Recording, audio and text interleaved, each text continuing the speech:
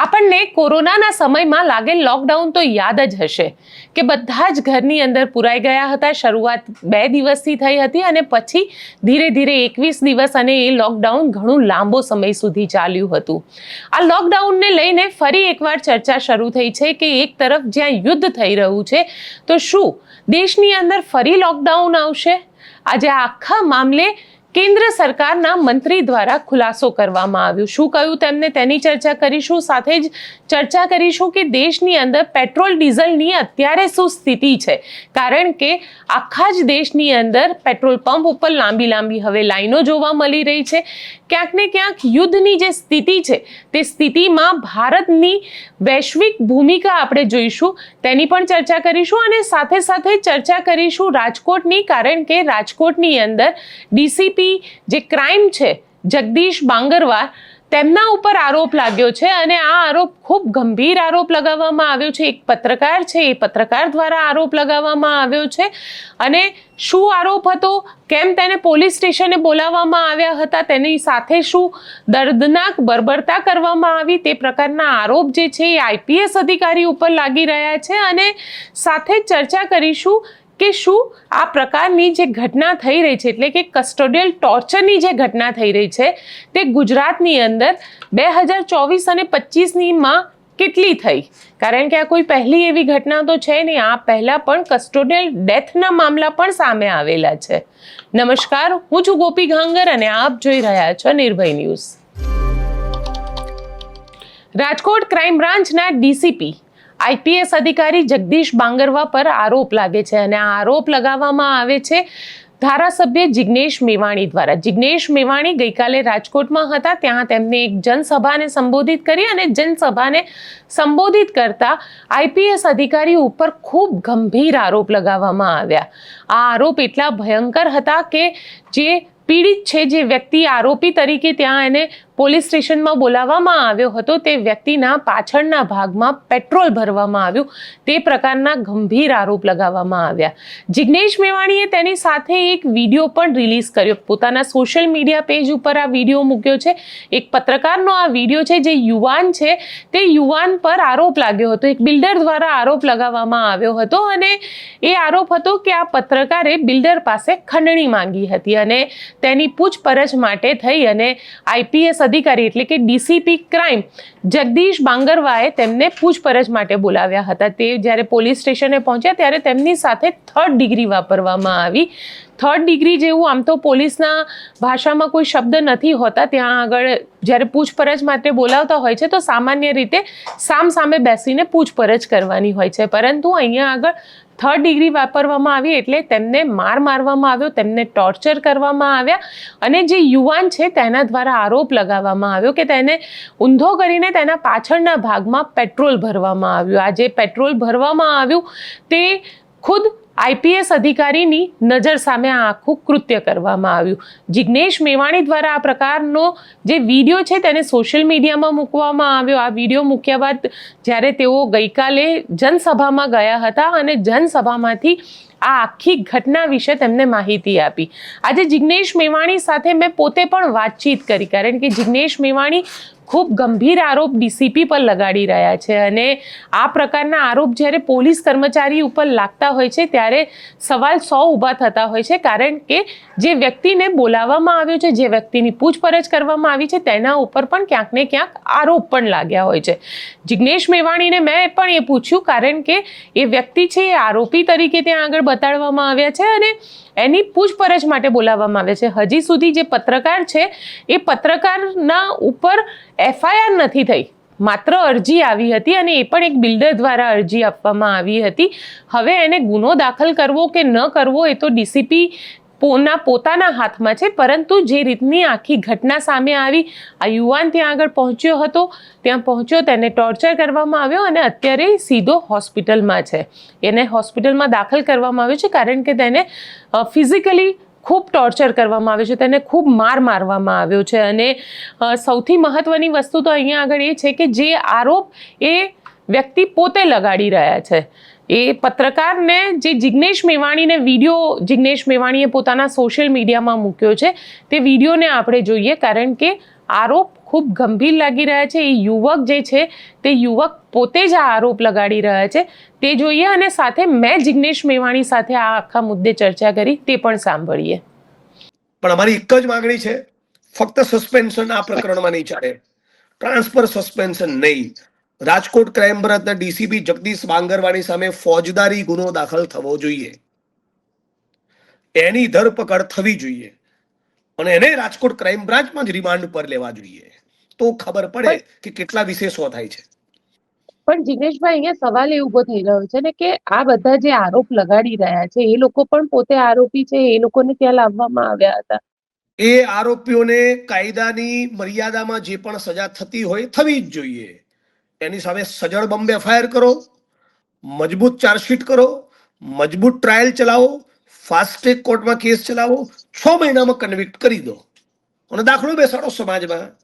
પણ તમે આ કરવાના બદલે પૈસાના તોડ કરો, એફઆઈઆર ના પૈસા નહીં એફઆઈઆર ના પૈસા, મારવાના પૈસા નહીં મારવાના પૈસા, રિમાન્ડના પૈસા નહીં રિમાન્ડના પૈસા, ચાર્જશીટના પૈસા નહીં ચાર્જશીટના પૈસા, વહેલી ચાર્જશીટ કરવાના પૈસા મોડી ચાર્જશીટના પૈસા, મારીશ નહીં તો આટલા રૂપિયા, તારું ઘર તોડી નાખીશ, આટલી કેશ મૂકી દે, આ જગ્યાએ પહોંચાડી દે. આજે તોડબાજી કરતી હોય છે આઈપીએસ અધિકારીઓની કેટલીક ટોળકી, આ નહીં ચલાવી લેવું જોઈએ.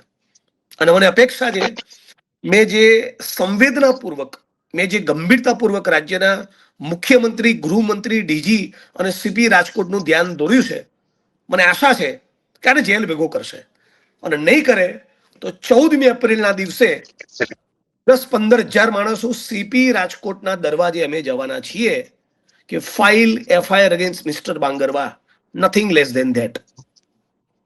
તમે કહી રહ્યા છો કે એફઆઈઆર ફાઇલ કરે, પણ કયા લોકો છે કે જે આઈપીએસ ની વિરુદ્ધમાં જુબાની આપશે? કારણ કે થયું તો પોલીસ આ સ્ટેશન પોતે જ બોલવા તૈયાર છે, જે માણસને માર્યો છે પોતે જડબે સલાક જુબાની આપવા તૈયાર છે,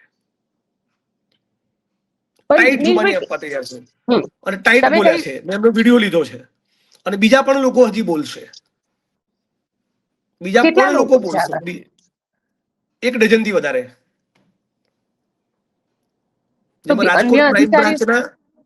રાજકોટ ક્રાઇમ બ્રાન્ચના 1 થી વધારે અધિકારીઓએ આવા દુષ્કૃત્યો, માનવ અધિકારનું આવું ભંગ કર્યો હોય, આવી વિકૃતિ બતાવી હોય, એવા પણ ઓફિસર 1 થી વધારે છે, પીડિતો પણ 1 થી વધારે છે.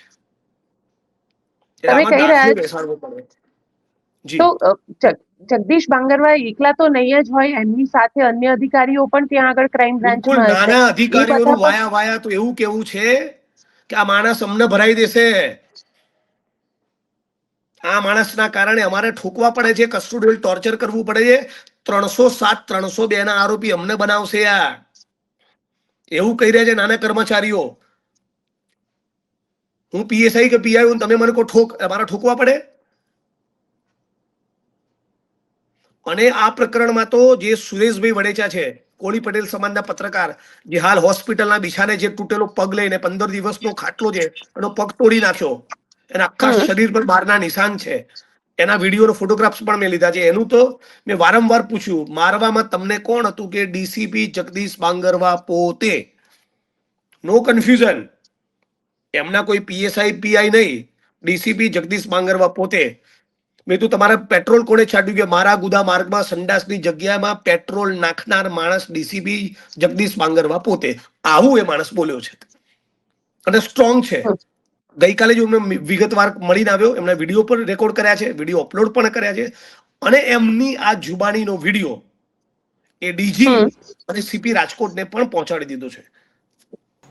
આમ જોવા જઈએ તો પોલીસ પાસે ટોર્ચર કરવાના કોઈ પણ પ્રકારના અધિકાર નથી હોતા. જ્યારે પોલીસ રિમાન્ડની વાત આવતી હોય છે ત્યારે પોલીસ રિમાન્ડમાં તેમને આરોપીઓ સાથે માત્ર પૂછપરછ કરવાની વાત હોય છે, પરંતુ તેને લાકડી મારવી, તેને સાથળના ભાગ ઉપર મારવો, આ પ્રકારના હંમેશા આપણે આરોપ જોતા આવ્યા છે. પરંતુ જો અત્યારની વાત કરવામાં આવે, આ કેસની અંદર વાત કરવામાં આવે, તો આ એક વ્યક્તિ નથી. આ જે પત્રકારે આરોપ લગાવ્યા, જિગ્નેશ મેવાણીનું તો એવું કહેવું છે કે આવા બીજા ઘણા લોકો છે કે જે લોકો સાથે આ પ્રકારનું ટોર્ચર કરવામાં આવ્યું છે. જિગ્નેશ મેવાણી તો સ્પષ્ટપણે કહી રહ્યા છે કે આઈપીએસ અધિકારી જગદીશ બાંગરવાની વિરુદ્ધમાં એફઆઈઆર કરવામાં આવે અને એફઆઈઆર કરીને એ જ કસ્ટડીની અંદર જે ક્રાઇમ બ્રાન્ચમાં આ વ્યક્તિને મારવામાં આવ્યો ત્યાં આગળ જ જગદીશ બાંગરવા સાથે આ જ પ્રકારની હરકત કરવામાં આવે તાકી એમને ખબર પડે કે જો કોઈ વ્યક્તિ સાથે આ પ્રકારે થતું હોય તો તેના કારણે ના માત્ર શારીરિક પીડા થાય છે પરંતુ માનસિક પીડા પણ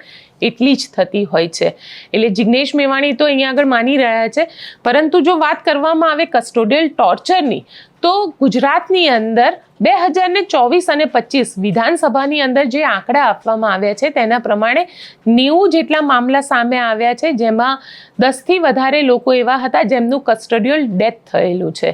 એટલે કસ્ટડીની અંદર જ જ્યારે પોલીસ તેમની સાથે પૂછપરછ કરતી હોય છે ત્યારે બેફામ રીતે તેને મારતી હોય છે.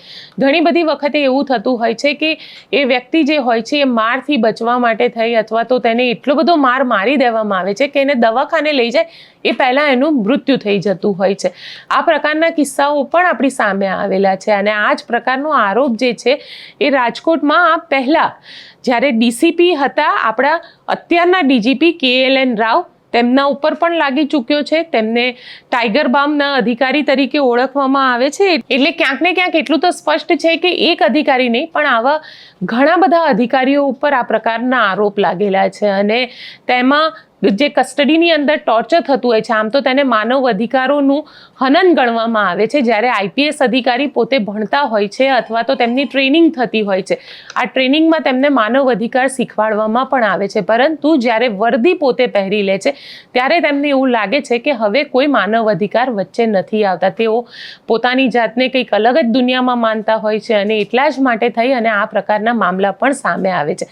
આ આખા મામલે જે રાજકોટના પોલીસ કમિશનર છે તેમનું કહેવું છે કે અમે હજી સુધી આ આખા મામલામાં કોઈ એફઆઈઆર કે કશું નથી કર્યું, કારણ કે જે યુવા પત્રકાર છે એ પત્રકાર દ્વારા કોર્ટની અંદર અરજી આપવામાં આવી છે અને કોર્ટની અરજી ઉપર જ્યારે પણ અમને ડાયરેક્શન આપવામાં આવશે ત્યારે અમે કાર્યવાહી કરીશું. એટલે જિગ્નેશ મેવાણીએ હવે આંદોલનની ચીમકી ઉચ્ચારી દીધી છે. 14મી એપ્રિલે જિગ્નેશ મેવાણી રાજકોટમાં બાબા સાહેબ આંબેડકરનું જે પૂતળું છે હોસ્પિટલ ચોકમાં આવેલું ત્યાં આગળ મોટી સંખ્યામાં આંદોલન કરવા માટે જશે જો આઈપીએસ અધિકારી જગદીશ બાંગરવાની વિરુદ્ધમાં કાર્યવાહી નહીં કરવામાં આવે તો. કારણ કે જિગ્નેશ મેવાણીએ કીધું છે કે આ આખા મામલે તેમને નાયબ મુખ્યમંત્રી હર્ષ સંઘવી, મુખ્યમંત્રી ભૂપેન્દ્ર પટેલ, ડીજીપી KLN રાવ સાથે પણ ચર્ચા કરી છે અને તેમને માંગ કરી છે કે આવા અધિકારી વિરુદ્ધ સખતમાં સખત કાર્યવાહી થવી જોઈએ. આપ શું માનો છો મને કોમેન્ટ બોક્સમાં લખીને જણાવજો.